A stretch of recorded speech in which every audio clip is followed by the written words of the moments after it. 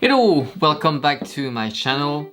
I suppose most of you guys have done interval training before, and I'm not sure about you, but when I do interval training, usually the first one is always the most sluggish. I feel sluggish, I feel kind of slow, and it takes at least a good 1,000 meter or so to get into it. And every time it's the same story. The real actual workout starts only from the second one. And also the same kind of thing happens after a long run. After a long run, the next run is usually sluggish. I don't feel really good. My legs feel kind of flat. They don't have that pop, that bounce we have on race day after a good taper. And so this is the topic of today's video. How can we get that bounce, that little pop that we have before a race, or actually even before an interval session? Have you ever wondered why after a good and well-planned taper you feel bouncy? Why is that most coaches and what you read on books and internet tells you that you should reduce the volume but keep the intensity? That is related to muscle tension. We're getting in there.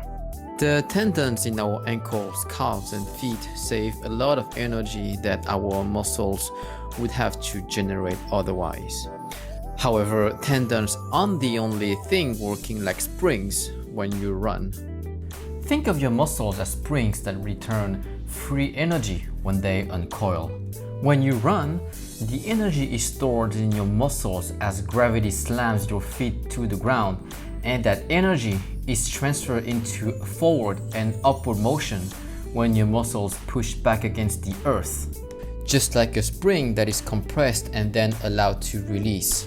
When we talk about the elasticity of muscles, running experts often refer to this as tension or stiffness.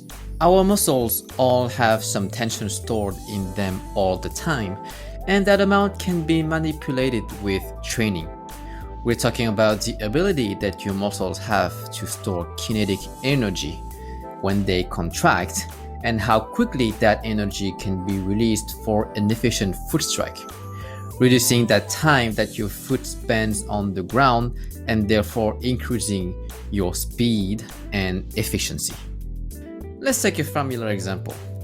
If you cycle pretty hard for an hour, for example, chances are that once you get off the bike, your quads are probably very tight. And if you're into triathlon, then that must speak to you. Your quads are tight because they'll be shortened during that constant pedaling. So why raising muscle tension? Well, because you need to have the right amount of tension in your muscles. In simplistic terms, it means that at the beginning of your race, for example, if it's 10% too low, you might be able only to generate 90% of force. So what's the deal? So imagine right before a race or even a hard interval workout, that muscle training, muscle tension training will allow you to have that little pop, that little bounce that will allow you to run more economically, especially at the beginning of the race. That's the whole purpose of actually this video. So for what kind of races would you want especially to focus your attention on? Well, the shorter the race, the more benefit you will get for your performance. In the sprints and middle distance races, explosiveness and power is to some extent more important than moving efficiently.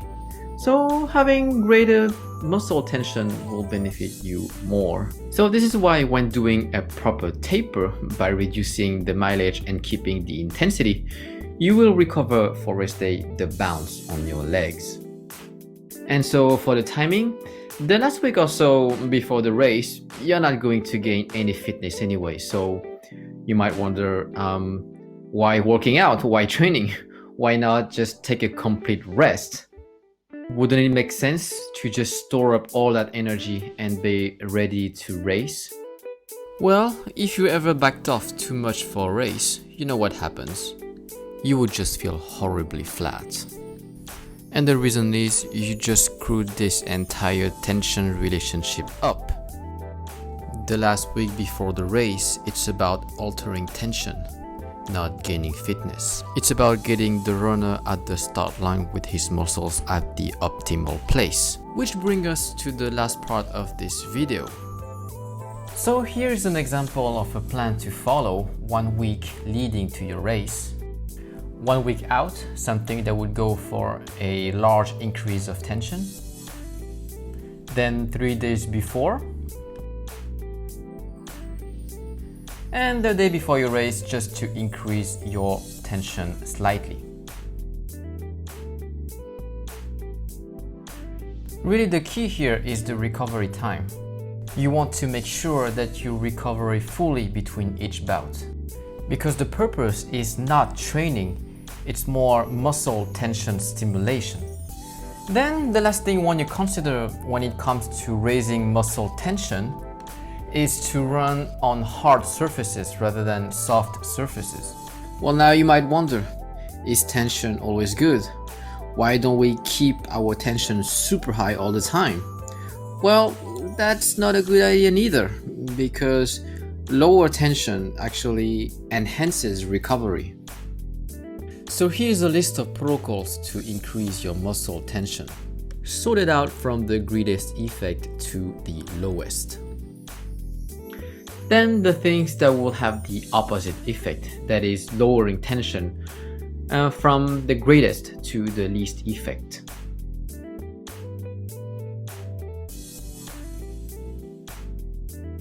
And so that explains why when you do lots of volume at a slow pace, you feel sluggish. Your tension is low.